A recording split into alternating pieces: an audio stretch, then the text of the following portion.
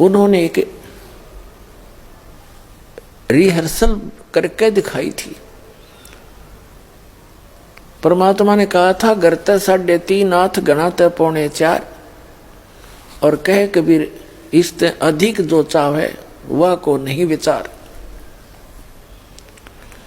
फिर परमात्मा ने कहा था साईं इतना दीजियो, ये मांगना भगवान से।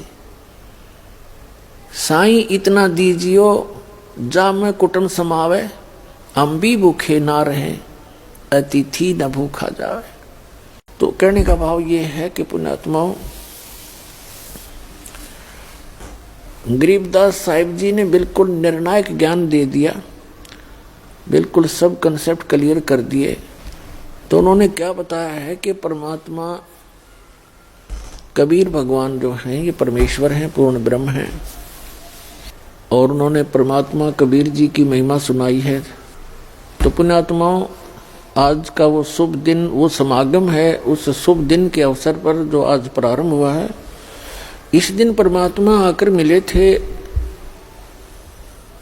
और एक अनमोल रतन अपनी प्यारी आत्मा गरीबदास जी को दे करके उनको वापस संसार में छोड़ा था, अपना साक्षी बनाया था। उसके बाद गरीबदास साहिब जी ने उस परमात्मा से प्राप्त ज्ञान को, उनकी महिमा को अपने शब्दों में किस प्रकार सुनाया है। अब गरीबदास साहिब जी ने बताया है, अब क्या बताते हैं कि तत् कैन को राम है दूजा ना देवा, और ब्रह्मा विष्णु महेश से जाकी करते हैं सेवा। जब तब तीर्थ थोथरे जाकी क्या आशा, और कोट यज्ञ पुण्य दान से जम कटे नहीं फांसा।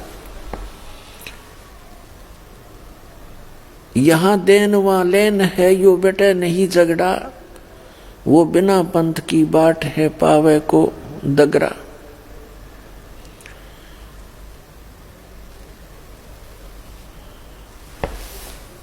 जब तब तीर्थ थोथरे जाकी क्या आशा, कि ये जब अन्य नामों के एक सतनाम को छोड़कर उसका जप तप करते रहो, उससे कोई लाभ नहीं। और केवल पुण्य दान भी करते रहोगे तो उससे भी आपको अपना किया कर्म मिलता रहेगा, लेकिन जन्म और मरण की या फांसी गले में लटकती ही रहेगी।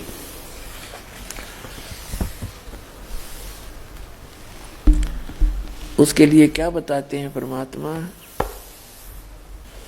मन तू चल रे सुख के सागर, जहाँ शब्द सिंधु रत्नागर। गरीबदास साहिब जी ने बताया है कि ए मन,